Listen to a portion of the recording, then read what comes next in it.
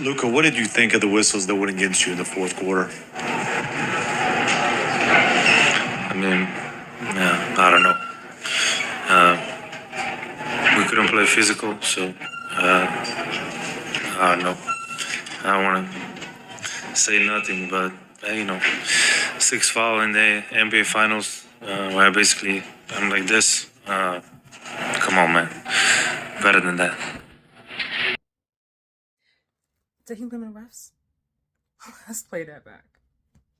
Six foul in the NBA Finals, where basically I'm like this. Come on, man, better than that.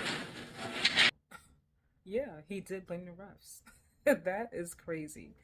Now, Luca, accountability, accountability, we have to learn it. And last night, you need to be held accountable. You need to hold yourself accountable. Yes, it is game three of the finals, but you fouled them. And it was a dumb foul. It's like the foul you got on Peyton Pritchard was another dumb foul. You knew that the game was getting ready to end. You know that your team is down and desperately needs this win. Why put yourself in that predicament to be fouled out of the game? You fouled Jaylen Brown, you fouled him, and you expect the refs to what? Not call it because it's game three of the finals? That was very, very irresponsible. And throughout the game, the temper tantrums, the behavior was it was unbecoming of someone of your caliber. I mean, it's come on, enough is enough. Your team needs you to lead. You are the best player. Everything runs through Luka. Why are you yelling at the refs, yelling at the bench, yelling at the coach, yelling at your teammates? I mean, what are you doing? Nothing about what you were doing was helping last night. And it was a bit selfish of you to keep taking so many shots when you were missing more than you were making. Kyrie had the hot hand. Just keep feeding the ball to Kyrie. He was knocking down threes. He was getting wherever he wanted to, driving to the rim, getting in the paint. He was getting to the free throw line when he needed to. Keep feeding him. Keep feeding him the ball or pass somebody else the ball because it wasn't working for you last night, Luka. It really wasn't. And just as a fan and someone who was rooting for you guys, like watching the game, I was like, what is Luka doing? And yes, I know that you're playing through injuries, and I commend you for that. But last night, it wasn't your most efficient night shooting. It wasn't. So when you see things are not going your way, your shots are not landing the way you want them to, why not just focus on assists? Why not switch gears? I mean, do you really think yelling at your teammates, yelling at the coaching staff was supposed to help you guys win that game? It did nothing. It did absolutely nothing. And for you to sit there in that press conference and say, we couldn't play defense, yeah, you could. Boston's been playing defense since the first game, and they're doing it at a very, very high level. The truth is that you guys are just outnumbered. That's the reality of it. But even in being outnumbered, you can still play smart. And I know defense hasn't always been like your strong point, and it's gotten better this season. But come on, Luka. We cannot take such undisciplined, just silly, unnecessary risks. Like, that was a crazy. To take that charge when you're already at five, the game is right there in your grasp to take. It is. It's a 3 point game, and you foul yourself out and then blame the refs. I don't understand it. But even more so, moving on to Jason Kidd, who honestly I thought would outcoach Joe Mazzulla. I really did, because he has experience as a player, Hall of Famer. I was like, okay, it's going to be a coaching matchup here, and I expected that it'll be like a chess match back and forth, making adjustments. And I thought that Jason Kidd would just coach circles around Joe Mazzulla, but I have to admit I was wrong. I have to admit that I was wrong. Now, Jason Kidd, you did do something different last night. You put Tim Hardaway Jr. in, but he was giving nothing. He gave nothing. He had what? 19 minutes with 3 rebounds and zero. I mean, 0 points. Zero. Why is he still in? Why is he still in the game? Why is he not back on the bench? I don't know if it's because he's cold, because he hasn't really played in a while. He's been riding the bench, so he needs to like find his rhythm again. But why is Jaden Hardy? Can somebody tell me why Jaden Hardy has not been playing? Please and thank you. I'll look for it in the comments. I don't understand for the life of me why he is not playing. That young man is efficient.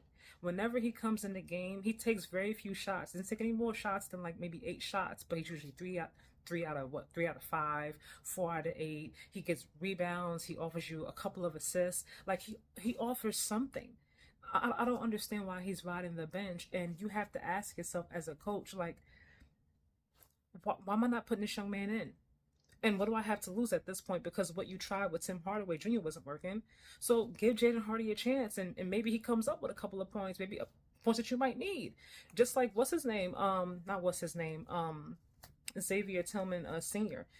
I haven't seen that man play in God knows how long. I honestly forgot that he was on the team. But he came in and he knocked down a crucial three, like right when the game was starting to move. Bam, knocked down the three. And he hadn't really played in God knows how long. So I'm just like, they're going to be, it's a game of runs, right? You go back and forth, go back and forth. But what you were doing wasn't working. And you kept him in so long. And he was giving nothing. So at what point do you and your coaching staff say, all right, let's put somebody else in. Let's do something else. I mean, I don't know. And I also don't understand why when you guys have a run, a 20-2 run, you call a timeout. Why are you calling a timeout? You just went on a 20-2 run. You had the momentum, and then you call a timeout, momentum dies, and then you give Boston a chance to also get a timeout and talk and regroup and come back and come up with a game plan to slow you guys down.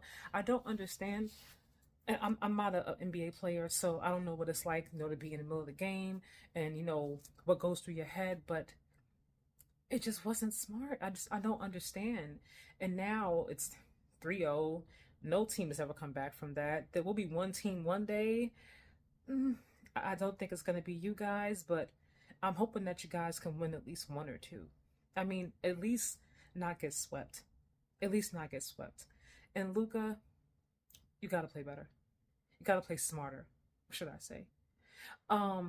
The assists, to me, has been one of the biggest things that I've noticed. I feel like the assists for the Mavericks as a whole have gone down, whereas the Celtics are playing the most unselfish brand of basketball. Everybody is getting in. Everybody's getting there. Everyone's contributing. Everyone. No one cares who's the hero of game 2 or the hero of game 3 or game 1. Whoever has the hot shot or the hot hand is who they keep feeding the ball. And it just feels like, Luka, you know that you draw all the attention. Everyone knows that you're a dominant player. You're a hell of a talent. So they're going to be game planning for you. They're going to make all kinds of plans and adjustments to stop you. So why not get your teammates more involved? And yes, I did see you pass the ball. I know they missed some wide open shots. I get that. But as a player, you have to know that if the offense runs through me, everyone's looking to me to lead the team. You along with Kyrie, but you've been the more consistent one in the first 2 games. So I'm saying you. If your teammates who haven't been there before, and you haven't either, but you've been playing longer than some of them, like Derek Lively II. So they're looking to you and Kyrie for leadership. What do you think complaining to the refs and crying to the refs and yelling is supposed to do? Get them more involved. Get them involved. They can't make their own shots. They can't get their own shots. They just can't. And that's no slight, no shade to them. That's just, they're just not there yet. They're not. Give it an off season, work on some different things. Maybe they'll come back next season and it'll be different. But right now, they are dependent upon you and Kyrie to pass them the ball to get those easy open dunks right around the rim. So if that's what has to be done, then do that. But don't just keep taking shots when you see they're not landing. It's not happening for you, and you have to know it's not happening. You guys, I'm watching the game like what's happening? Like, what are we doing? What are we doing? And low key, a lot of y'all, I had a lot of friends that were making fun of me because I was rooting for Indiana, right? I'm a Tyrese Halliburton fan. I am. And everyone was talking about Indiana and thinking that Indiana wasn't a good team. But they have played, or they did play, the Celtics a lot better than the Mavericks. That's just the fact. They got swept, but it wasn't because, in my opinion, that Boston was this more superior team. They didn't know how to close games. Games 1, 3, and 4 specifically, they had a lead with 2 minutes left of the game. If they knew how to close those games and not, make silly mistakes, costly turnovers, they might be here against the Mavericks. You know what I mean? Low key, but I don't know. Game four tomorrow night. I'm hoping you guys. I'm hoping to get one. I'm hoping to get one, you guys. And if they don't, what if it's you? And please let me know in the comments if it's you. What changes are you making this off season to level up? Because Brad Stevens for Boston Celtics, give that man a raise. Okay? Give him a raise. Have a good night. See you guys after game four.